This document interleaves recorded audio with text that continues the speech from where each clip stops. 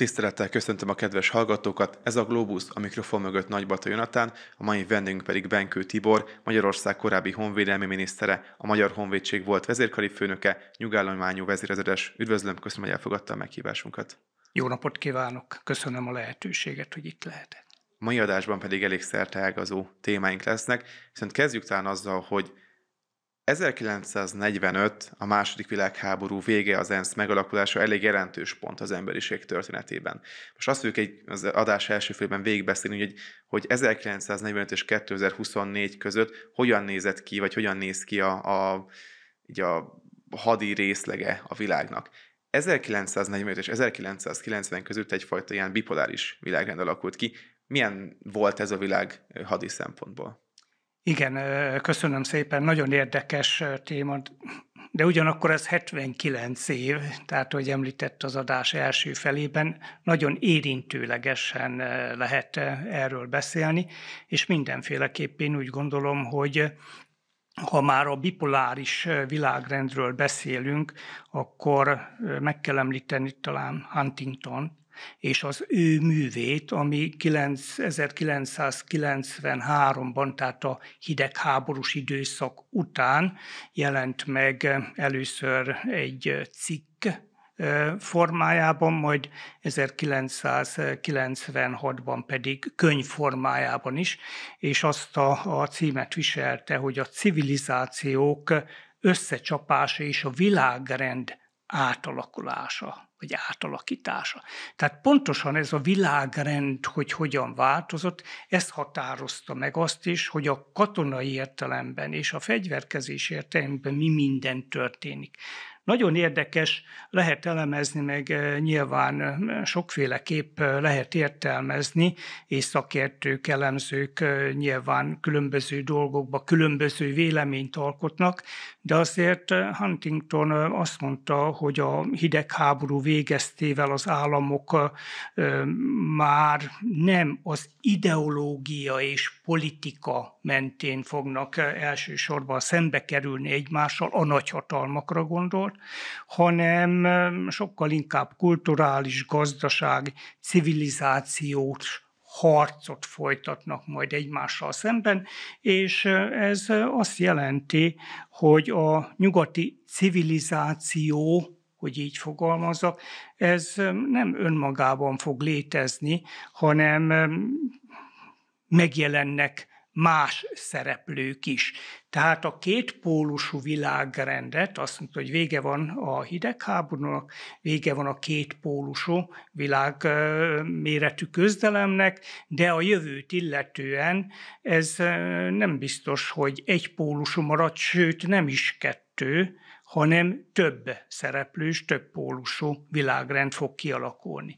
És ha most a katonai részét nézzük, és azt a fegyveres küzdelmet, hát tulajdonképpen a hidegháború is, úgy gondolom, hogy 47-től 90-ig, 91-ig tudhatjuk ezt az időszakot, rendkívül sok átalakítás, átalakulást és változást rejt magában.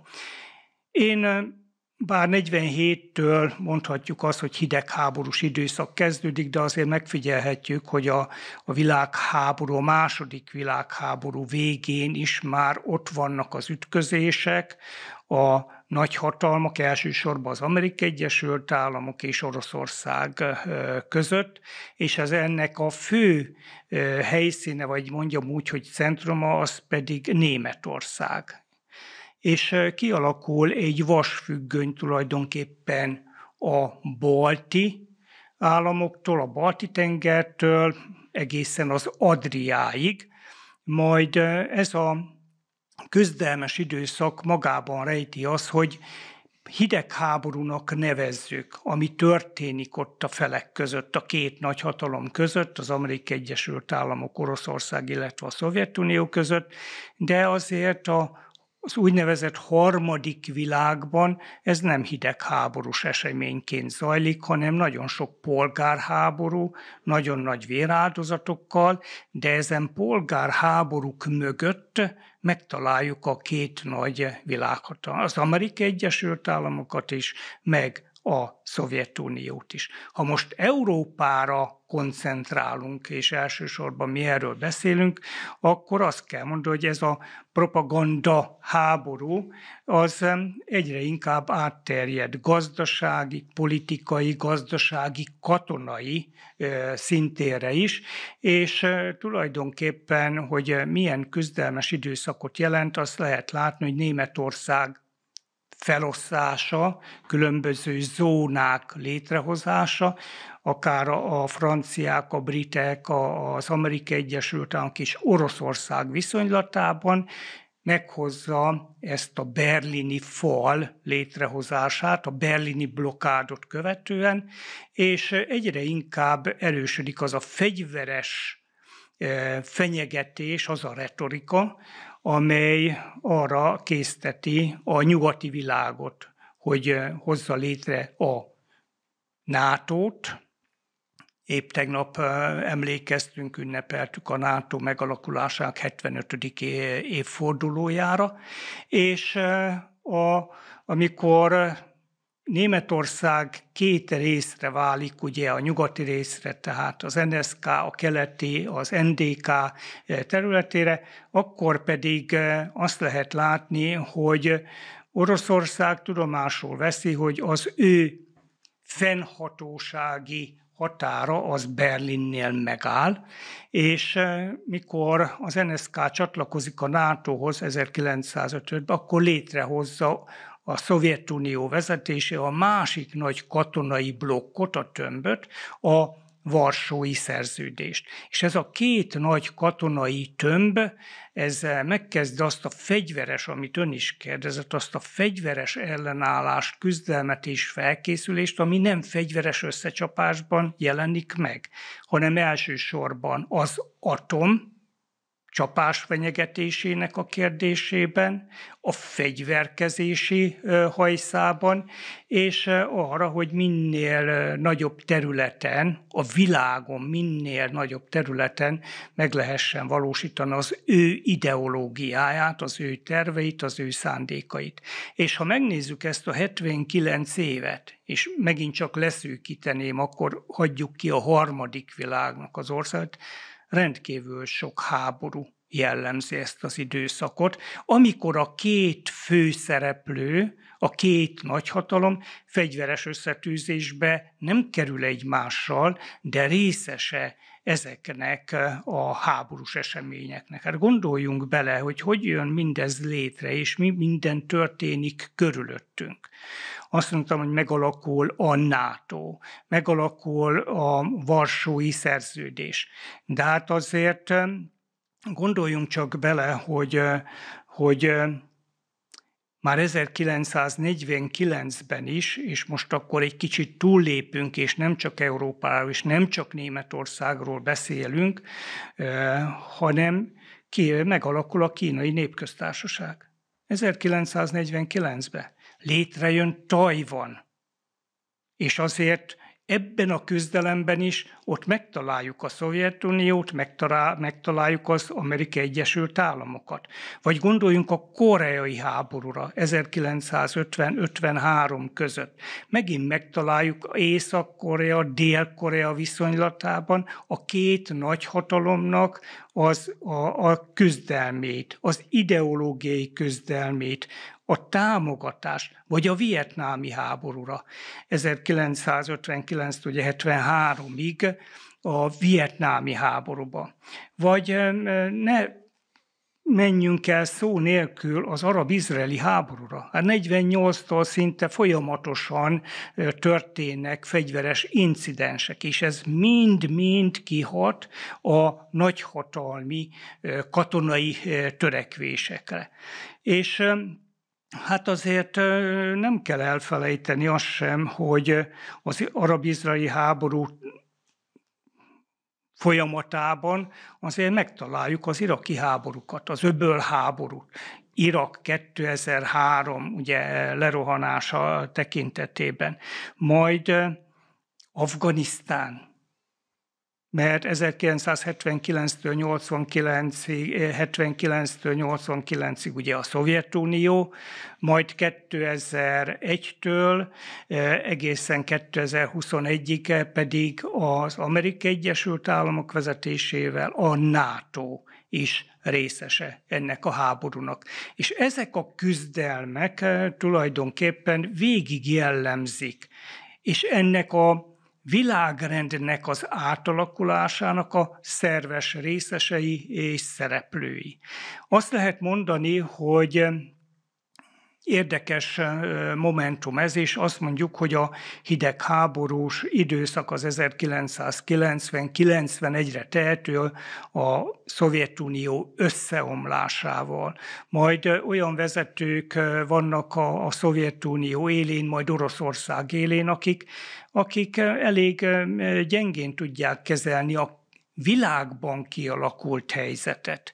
És tulajdonképpen a változás az talán arra az időszakra tehető, amikor Jelcintől Vladimir Putyin átveszi mondjam úgy, Oroszország vezetési irányítását, és az ő beiktatását követően lehet azt érezni, hogy Oroszország túllépett most már ezen a hidegháborús időszaki krízisen, és fejlődni akar, erősödni akar, vissza akarja szerezni azt a pozíciót, amit 1990-ben, 91-ben tulajdonképpen elszenvedett. És igazából Putyin az, aki Oroszországot vissza akarja olyan értelemben pályára akarja irányítani, hogy ismételten jelentős katonai, politikai, meghatározó tényező legyen itt Európában. Tehát ha megnézzük, ez a két pólusú világrend, ez 1990-91-ig tart, majd jön egy olyan langyos időszak, amikor nem lehet azt mondani, hogy erős szembenállás lenne a két fél között, de a Putyin belépésével ismételten elkezdődik egy olyan folyamat, amely nyugtalanságra ad okot az emberiség számára, mert nem csak két pólusról beszélhetünk, hiszen azért 2010-ben színre lép Kína is. Tehát Kína. Majd ugye beszélhetünk Indiáról, és ezért lehet azt mondani, hogy Huntingtonnak ebben igaza van, hogy nem biztos, hogy a hidegháborús időszakot követően majd a nyugati civilizáció lesz a legerősebb ezen a téren és ebben a kérdésben. Egyébként az Egyesült Államok hogy nem tudta betölteni azt az űrt, amit a Szovjetunió szétesése okozott a világban, és ha belegondolunk, volt kettő nagyhatalom, az Egyesült Államok és a Szovjetunió. Így van. Felbomlott a Szovjetunió, ergo csak egyetlen nagyhatalom maradt, az Egyesült Államok. Hogyha az Egyesült Államok jól politizált volna, akkor ki tudta volna használni ezt a helyzetet arra, nem, hogy csak ő legyen a világon nagyhatalom. Hát azért az amerikai politikát, ha megnézzük, ő nem csak itt Európára koncentrált. És meggyőződésem, hogy többet is kihozhatott volna belőle, de talán az amerikai vezetés is úgy volt vele, hát már régen is azt mondta, azt hiszem 1988-ban, hogy Oroszország már nem a gonoszok, vagy gonosz birodalom. Tehát ott is úgy gondolkodtak, hogy Oroszország összeomlott, ővele már a jövőben nem nagyon kell számolni. Én 2000-ben és 2001-ben tanultam kint az Amerikai Egyesült Államokban, és nagyon érdekes volt, hogy az én évfolyam társaim, katonák, tisztek és tábornokok, ők is úgy fogalmaztak, hogy Oroszország összeomlott, itt most már nincs ellenség, nincs ellenségkép, és egyébként nem kell félni a jövő Oroszországától. Én akkor mondtam nekik, hogy azért én tanultam a volt Szovjetunióban is, én nem ilyennek ismertem meg az orosz népet, az embereket, hogy ők feladják a nagyhatalmi törekvéseikről lemondjanak, és feladják azt a lehetőséget, amely számukra itt Európában adott. Mert azért energiaellátás és egyéb más szempontból is Oroszország, és különösen a hidegháború időszakban ő hatalmas technikai fejlődést tudott elérni a katonai vonalon, hiszen mozgató rugója volt a hidegháborús időszak, mozgató rugója volt annak, hogy az országok, a nemzetek, a nagyhatalmakról nem is beszélve, hogy a haditechnikájukat fejleszték, és minél korszerűbb, minél modernebb, és minél nagyobb mennyiségű eszközt tudjanak a védelem, mert mindkettő védelmi céllal jött létre, a védelem biztosítása érdekében rendelkezésre bocsájtani. Tehát a kérdés, illetve a válaszom az ön kérdésére, hogy ha másként politizál az Amerikai Egyesült Államok, még nagyobb eredményt tudott volna elérni, de azért gondoljunk csak bele, hogy nálunk is ugye a hidegháborús időszak lezárultával, a Szovjetunió szétesésével nálunk is milyen átalakulások történtek, és milyen átalakulások mentek végbe Európában.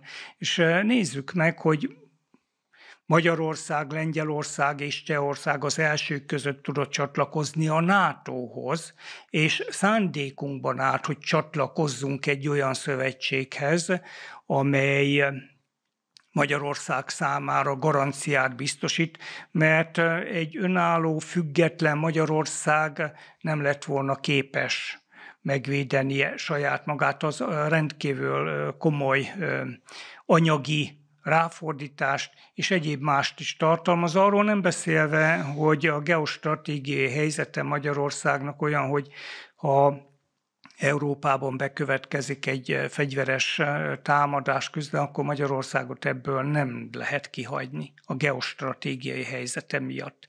De ugyanakkor Oroszország meg kénytelen volt, és Putyinnak itt jöttek azok a törekvései, hogy ez így tovább nem mehet, de kénytelen volt elszenvedni azt, hogy volt szövetséges országok és államok egyre inkább csatlakoznak a NATO-hoz. Hiszen a NATO, hogy említettem, ugye 49. április 4-én létrejön, 12 nemzet alapítja meg, de most már 32-en alkotjuk ennek tagjait, és közten nagyon sok volt szocialista, Varsói Szerződéshez tartozó tagállam található. Mielőtt még átugranánk a mai világnak a világrendszerére, először talán még egy olyan kérdés felmerülne, hogy ugye Oroszország tudtommal szeretett volna csatlakozni a NATO-hoz.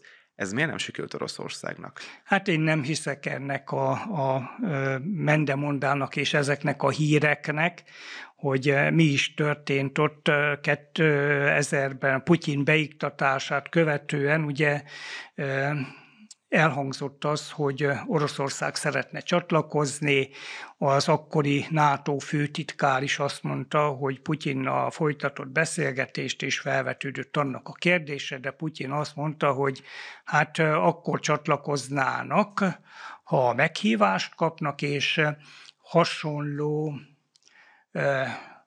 azonos rangú partnerként kezelnék. Na most kivel azonos? Mert ez nem hangzott el a beszélgetésen, most az Amerikai Egyesült Államokkal azonos szinten, vagy milyen szinten, de a NATO az meg nem így működik. Ez az egyik dolog. A másik, hogy hát akkor Putyinnak a célkitűzései, törekvései, azok nem realizálódtak volna. Tehát ő mást hirdetett meg.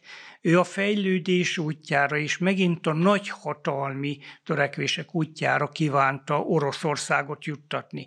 Ez NATO tagként a kettő egymásnak ellentmond. Szerintem nem egészen így hangzott el ez a beszélgetés, vagy ha elhangzott, akkor ez csak ilyen ércelődés lehetett.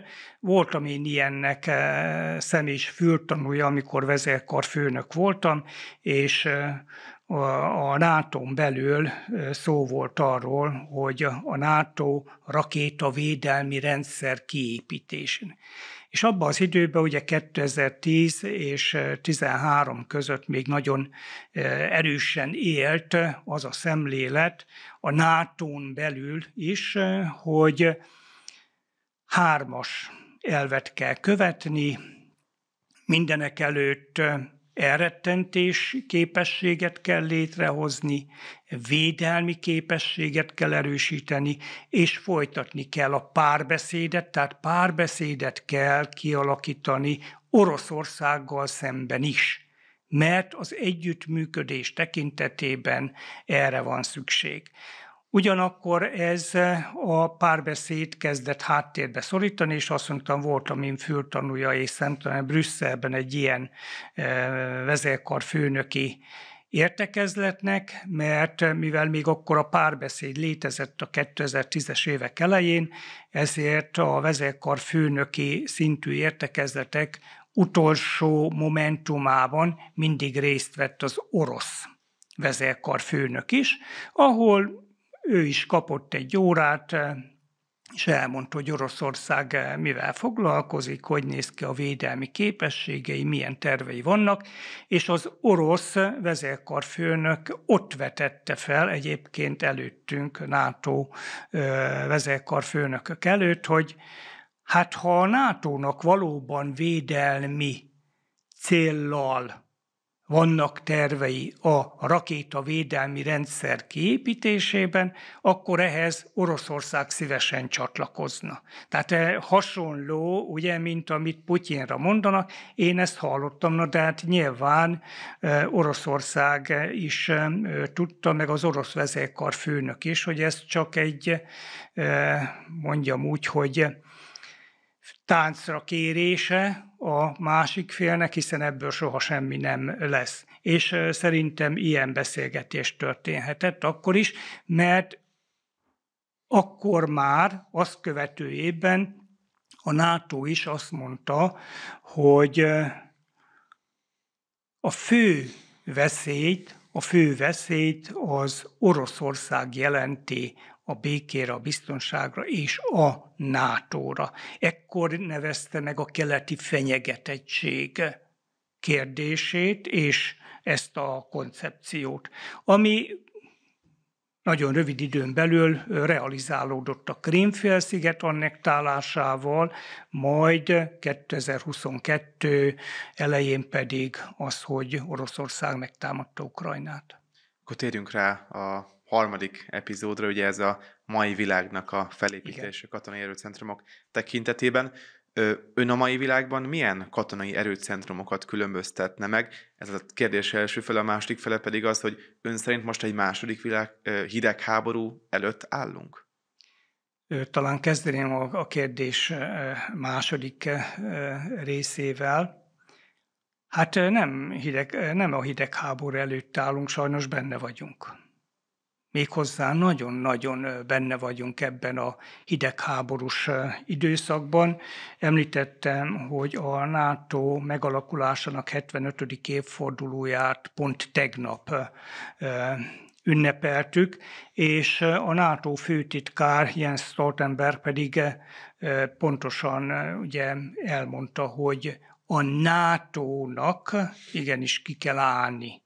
Nem NATO tagállamoknak, a NATO-nak ki kell állni Ukrajna védelme érdekében, és mindent meg kell tenni annak érdekében, hogy Oroszország ne nyerje meg a háborúját Ukrajnával szemben. Hát mi ez, ha nem hidegháború?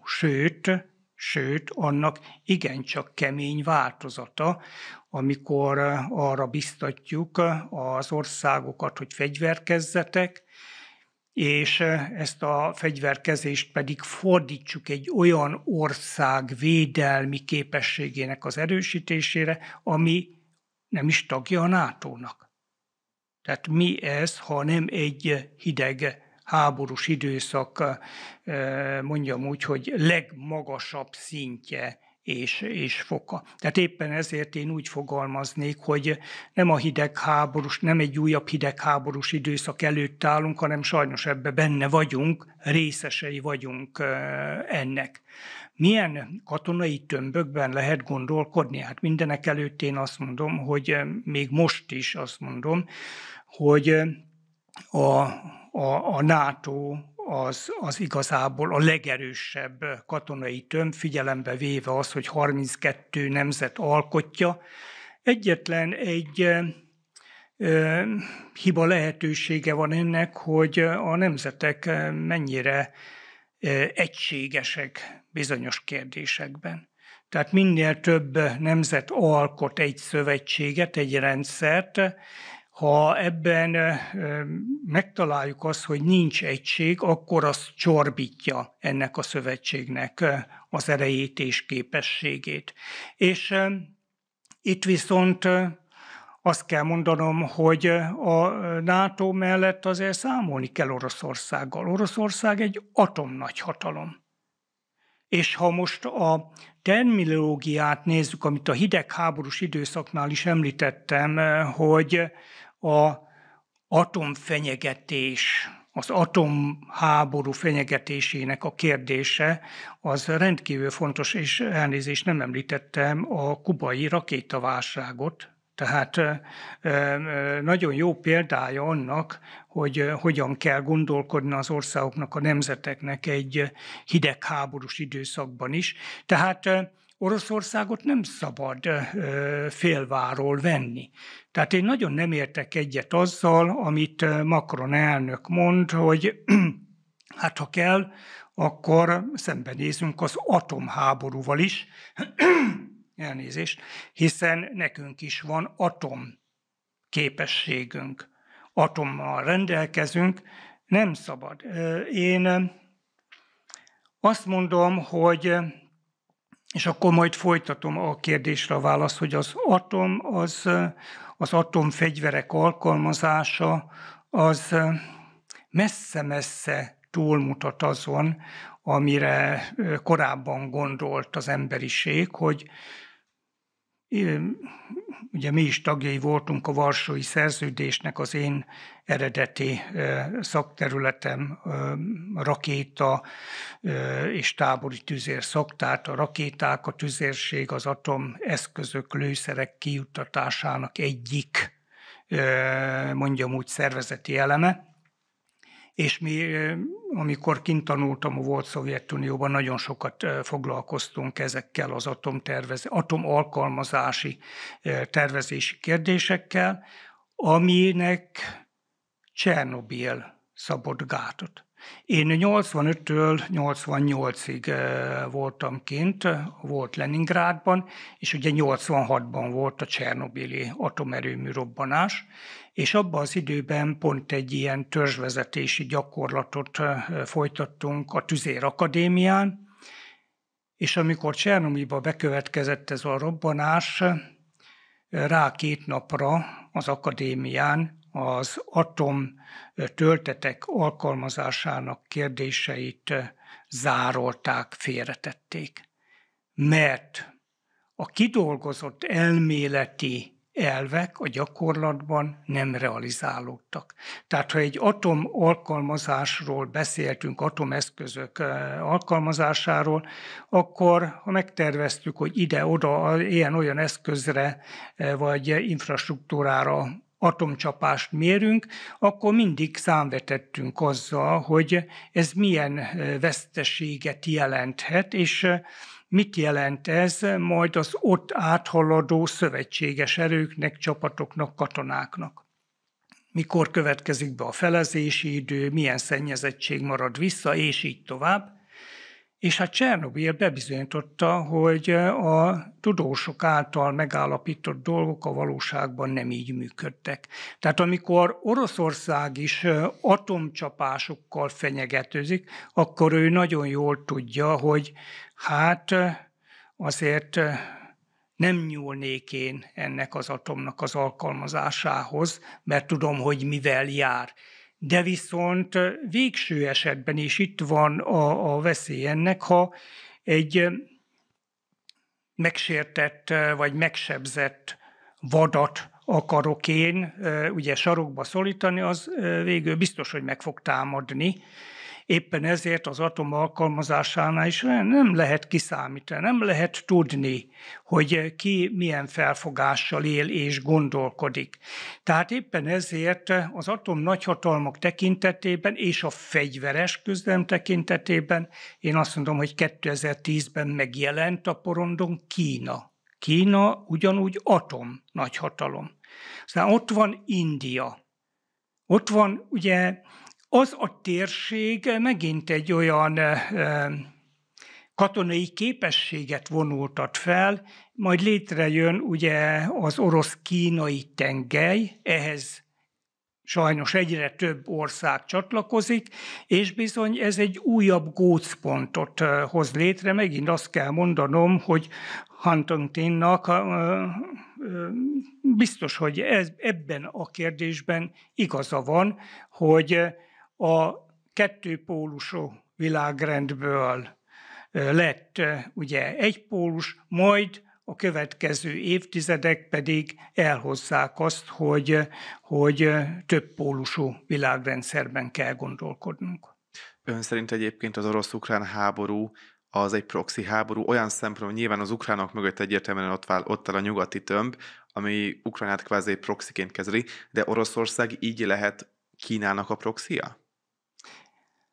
Nehéz ezt megmondani, lehet proxy háborúként említeni, hiszen látjuk, hogy a főszereplői kik ennek a háborúnak, és hogy kik a részesei, mert a főszereplők meg a részesek nem mindig ugyanazok. Tehát a proxy háborúnál is, ugye, amikor erről beszélünk, ez a lényeg. Lehet. Ugyanakkor azt sem szabad elfelejteni, hogy milyen történelmi múlttal bír Oroszország és Kína. Tehát ez a barátság, ez meddig terjed és hogyan terjed. És nem véletlen, amikor azt mondják, hogy az Amerikai Egyesült Államoknak a legnagyobb kihívást a jövőben egyébként nem Oroszország, hanem Kína fogja jelenteni. Na most, ha ez az orosz-kínai tengely még inkább erősödik, és még többen csatlakoznak hozzá, akkor ez még nagyobb gondot, még nagyobb kihívást jelenthet. Említette az atomháború kérdését, hogy Macron is ezzel kvázi fenyegetőzik, Putyin is ezzel fenyegetőzik. Túl lehet élni egy atomháborút? És az atomháború esetén felmerül a totális atomháború, amikor minden elpusztul, mindenki mindenkit szétlő, illetve a korlátozott atomháború, amikor talán ez nem történik meg. Lehet korlátozott atomháborút vívni? Korlátozott célú háborúkat persze lehet vívni. De az atom is mit jelent a korlátozott célú? Megint csak azt tudom mondani, gondoljunk vissza Csernobélra. Mi az, hogy korlátozott célú? És milyen életet biztosít? És annak milyen hatásai vannak az elkövetkezendő évtizedekre, évszázadokra, a nemzedékekre? És én azt mondom, hogy ha valaki hozzányúl az atomeszközök alkalmazásához, akkor az nem lesz korlátozott. Pont ebből kifolyólag, hogy a vesztesnek semmi sem drága. Vagy a vesztési félre álló, vagy a vesztésre álló félnek semmi sem drága. Tehát én nem tartom ezt jó ötletnek, hogy fenyegetőznek vele, hogy az embereket ezzel rémizgetik, mert azért mindenki fel tudja mérni ennek a következményeit. És egy felelősséggel tartozó állami vezető, mindegy, hogy melyik félről beszélek, nem lehet annyira felelőtlen, hogy az emberiséget ebbe a krízis helyzetbe sodorja. Említette, hogy az Egyesült Államok és a nyugati többnek az ellensége, igazából Kína az első számú ellensége. Hogyan lehet felmérni azt, hogy Kínának a hadsereg, illetve a képességei milyenek, hiszen azért már, ha emlékszem, 79 óta nem is volt nagyon háborúba Kína. Tehát legutóbb Vietnámban, az se volt igazán egyenlő háború. Tehát hogyan lehet felmérni, hogy Kínának milyen katonai képességei vannak? Hát azért az információk részben rendelkezésünkre állnak, de mint lehet látni az orosz-ukrán háborúban is, hogy ez az információs hadviselés, hadd nevezzem ennek, hogy kinek van vajon igaza, ki tud nagyobbat mondani, ki tudja leginkább ezt bizonyítani, vagy cáfolni, ez sok minden meghatározhat. Ugyanakkor az, hogy Kína és Tajvan között, mert most ez az egyik ugye ilyen kulcsfontosságú kérdés, mi van és hogy alakul a jövőt illetően, én úgy gondolom, hogy figyelembe véve, hogy az elmúlt egy évtizedben Kína milyen változáson ment keresztül, milyen gazdasági fejlődésen, milyen technikai, mondjam úgy, hogy forradalom következett ott be, és mennyivel többet költenek, pontosan nem lehet megmondani, mert egyik információ ezt tartalmazza, a másik azt, de azt viszont lehet látni, hogy hatalmas ütemben fejleszti védelmi képességeit. És mindamellett, hogy a technika vívmányainak fejlesztésénél nagyon nagyot lépett előre, azt sem szabad elfelejteni, hogy milyen létszámmal és milyen elhivatott katonákkal rendelkezik. Gondoljunk csak a második világháborúra itt Európában. Hát nem az orosz haditechnika volt a fejlettebb, hanem a német. Nem az orosz katona volt a legjobban kiképezve, felkészítve, hanem a német. Tehát amikor mi nézzük azt, hogy a technikai eszköz, a személyállomány, az emberállomány mi mindenre képes, a kínai nép, a kínai katonai felfogás az fanatikus egy felfogás. A fanatizmus, azt tudjuk, látjuk, hogy hová vezet. Gondoljunk most nyugodtan a különböző terrortámadásokra, terrorcselekményekre. A fanatizmus az egy, lehet azt mondani, hogy ez egy külön fegyver, nem egy ilyen harceljárás alkalmával. És hogy Európának, vagy a nyugati tömbnek nincs meg ez az elhivatottsága? Hát ez nehéz megmondani, és ehhez nyilván szakemberek kellenek, szociológusok és mindenki, aki meg tudja azt mondani, hogy a nyugati emberek miért ebben a békeszellemben nőttek fel, érzik jól magukat, ami jó lenne egyébként, csak ami itt a hidegháborús időszak befejeztével bekövetkezett, például Európában is, az azt eredményezte, hogy az európai védelmi és katonai képesség az jelentősen csökkent, vagy nem fejlődött olyan mértékben, mint ahogy annak fejlődni kellett volna, mint ahogy arra igenis nagy hangsúlyt fordított az Amerikai Egyesült Államok, Oroszország, Kína, és hagy ne soroljam a többit. Tehát egy bizonyos kényelmi szempontok domináltak itt Európában. Európában sokan szeretnének egy egységes európai hadsereget felállítani, ugye azért, hogy azért teljesen ne függjünk az Egyesült Államoktól. Ön hogy látja, milyen helyzetben van ma Európának a hadserege, és egész katonailag Európa? Hát, ahogy említettem, európai hadseregre nagyon rányomta a bélyegét. Mindaz, amit nekem az amerikai csoporttársak mondtak, hogy most már nincs ellenség, itt Oroszországgal már nem kell foglalkozni, képtelen lesz arra, hogy bármiféle veszélyt jelentsen az emberiségre. És hát ezzel sajnos úgy éltek az európai országok, nemzetek, hogy ezt komolyan is gondolták. Nem hitték azt, hogy Európára nézve majd még valamikor Oroszország és az a koncepció, ami az orosz nemzetség fejébe ott van, az realizálódhat. Meg lehet figyelni, hogy a különböző országok hogyan építették le katonai képességeiket, hogyan hagyták hagyni, hogyan alakult ki, hogy veszendőbe mentek képességek. És itt nem csak a kisebb országokról beszélek, akiknek a gazdasági helyzete vagy megengedte, vagy nem, hanem olyan gazdag országokról is, mint például Németország. Tehát Ursula von der Leyen, amikor most mondja, hogy tévedtünk,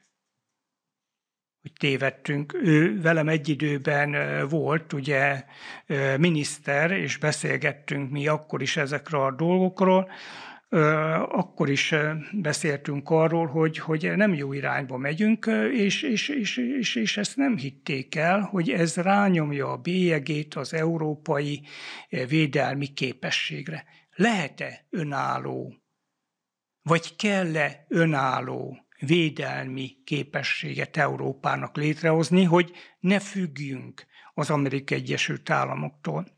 Mindig Trumpot említik, mert Trump kijelentette ugye az ő elnöki ciklus alatt, hogy hát ha Európa nem hoz áldozatot a saját védelme érdekében, akkor ő kivonja az amerikai erőket. Én ennek annyira nem hiszek, hiszen Amerikának megvan a maga érdeke és érdekeltsége Európa vonatkozásában is, de viszont nem szabad a tűzzel játszani, hogy szoktuk mondani, meg egyébként is az is úgy korrekt, ha Európa és a nemzetek, a nemzetállamok úgy gondolkodnak, hogy nekem van egy országom, nekem van egy hazám, van egy nemzetem, van egy népem, és ennek a megvédésére én igenis álljak készen. Tehát ebben semmi kivetnivaló nincs. Nem más védjen meg engem, hanem legyek képes ennek megvédésére. Ugyanakkor azt is látni kell, hogy két katonai szövetséget fenntartani, amely egy és ugyanazon célt szolgálhatja, az nagyon nagy luxus. Erre nincsenek az országok berendezkedve, és nem is jó. Tehát az, hogy a NATO-nak milyen vezetési elemei vannak a világban, és hogy most hozzunk létre Európában egy hasonló parancsnokságtól, parancsnokságon keresztül, nem tudom én, haderőnemi parancsnokságokat és egyéb más. És ha az erőket mozgósítani kell, akkor tudjak a NATO-hoz is, meg tudjak az Európai Unióhoz is. Ez nem megy. Tehát erre lehetőség nincs. Ugyanakkor igenis az európai nemzeteknek úgy kell gondolkodni, ha az Amerikai Egyesült Államok érdekei azt kívánják, mert nyilván az lesz Amerikának első, hogy az ő érdekei mit kívánnak és mit diktálnak, hogy nem tud Európával foglalkozni, akkor ne essünk térdre imához, hanem akkor tudjuk azt mondani, hogy igen, akkor ezt a kezünkbe vesszük, ennek a dolgait tudjuk kezelni és rendezni.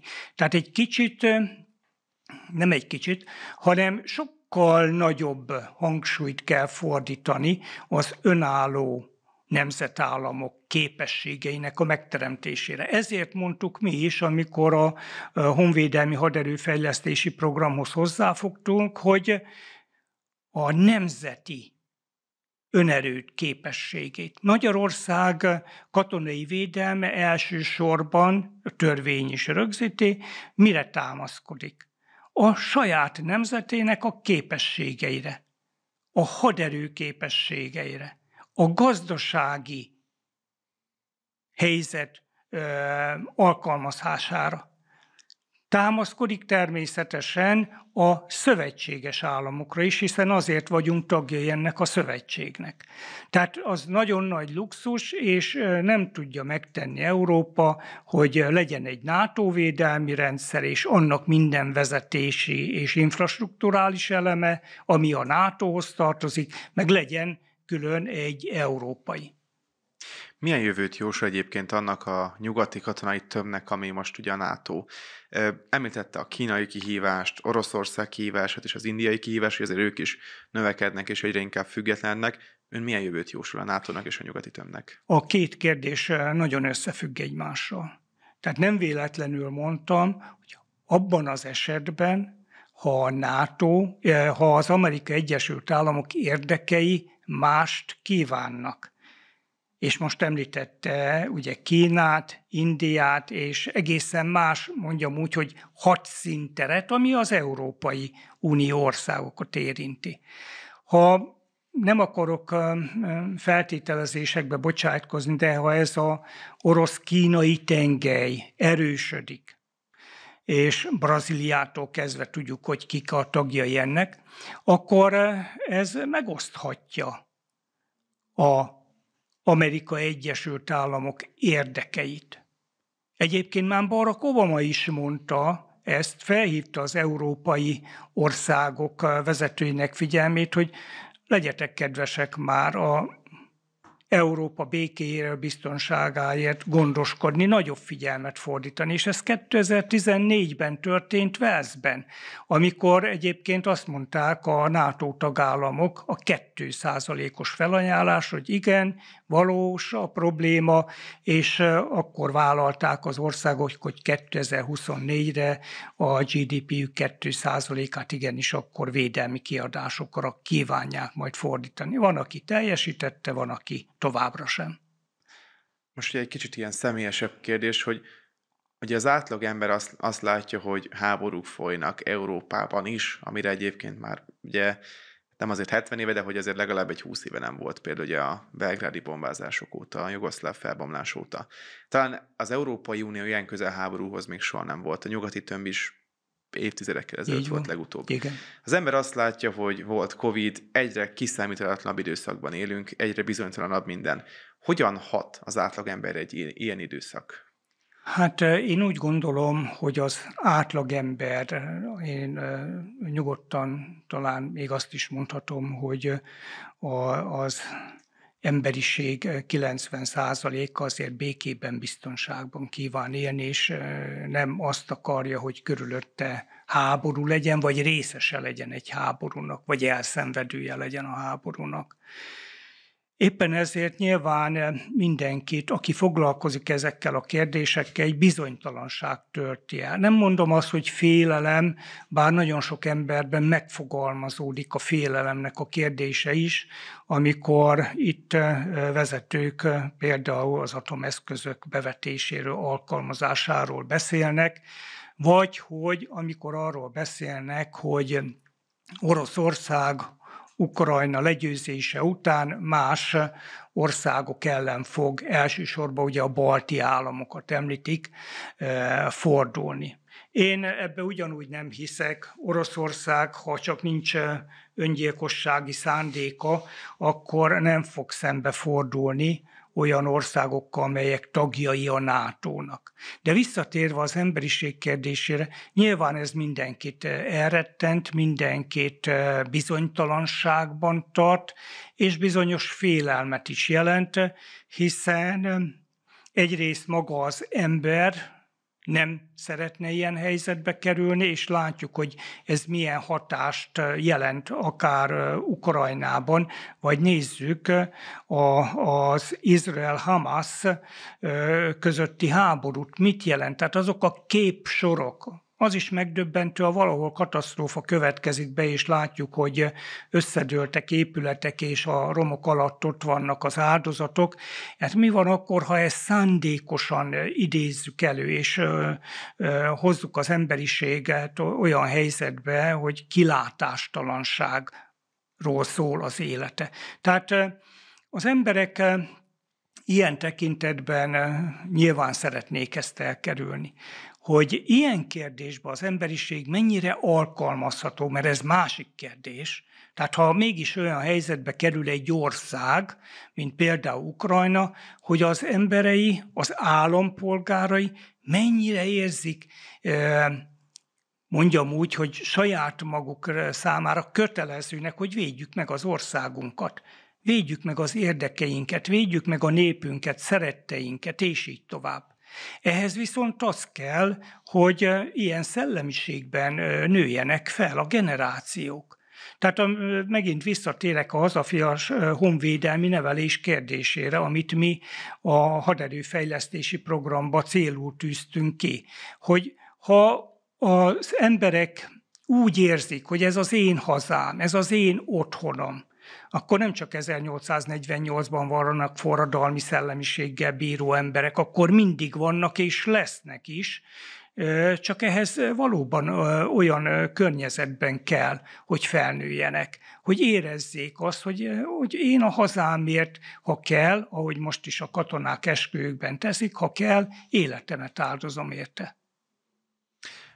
A médiában két elég érdekes kifejezés forog, ugye az egyik a hadkötelezettség, a másik pedig a kötelező sorkatonai szolgálat, ami ugye egy laikus számára sok különbséget nem. Tehát látszólag sok különbség nincs között, hogyha egy laikus figyeli ezt. Mégis felhívta a figyelmemet arra, hogy erre azért, között azért van különbség. Mi a különbség ezen két fogalom között? Hogyne, rendkívül fontos, hogy különbséget tudjak tenni, mert egyre több helyen lehet hallani, hogy visszaállítják a sorkatonai szolgálatot, sőt, van, ahol a sorkatonai szolgálatot kiterjesztik a hölgyekre is, és van, aki hadkötelezettségről beszél. A kettő között az az óriási különbség, míg a sorkatonai szolgálat.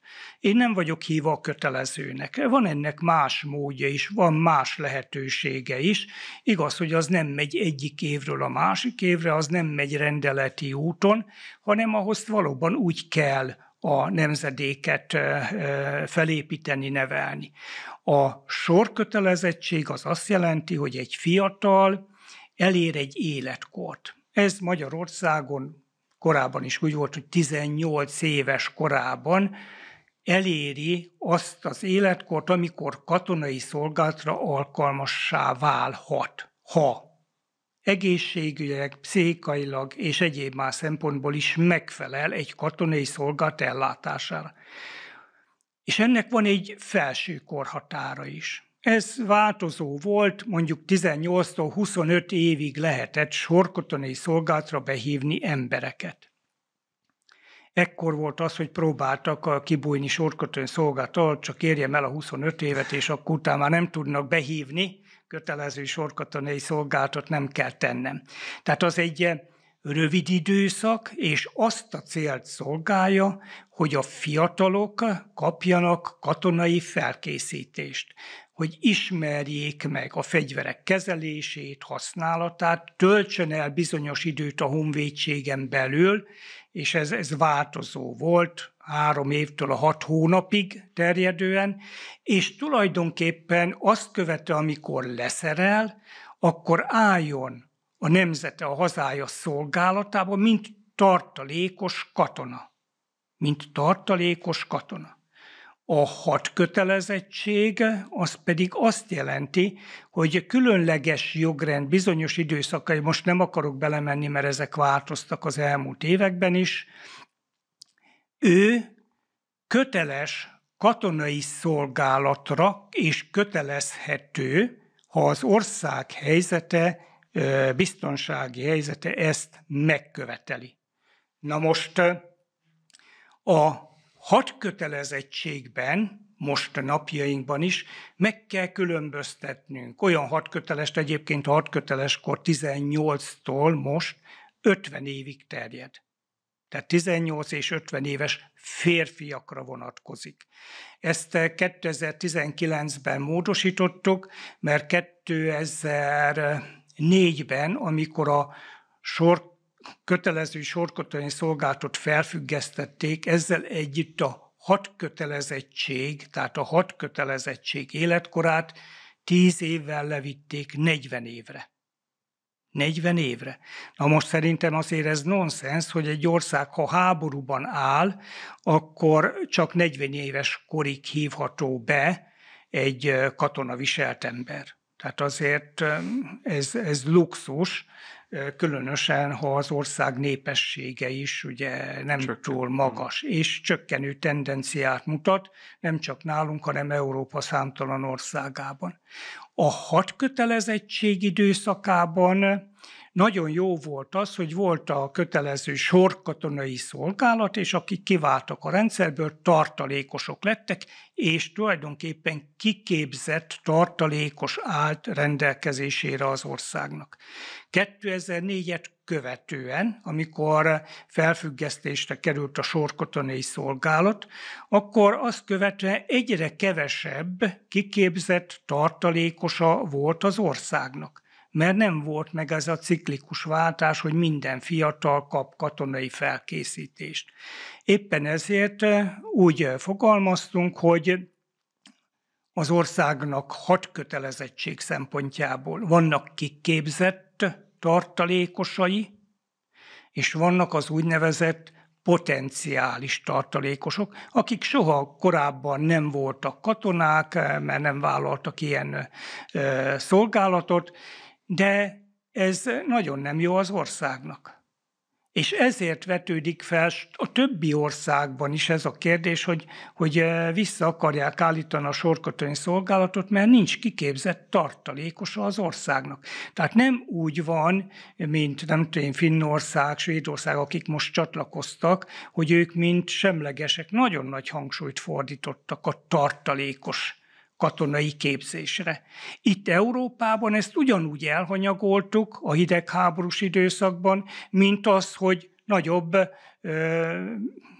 költségeket, energiát fordítottunk volna a védelmi képességekre. Tehát röviden a sorkatonai szolgálat az egy katonai kiképzést, felkészítést jelent egy fiatal korban lévő fiatalnak, míg a hadkötelezettség az pedig egészen 50 éves korig terjed, és ha az ország érdeke kívánja, akkor őket be lehet vonni.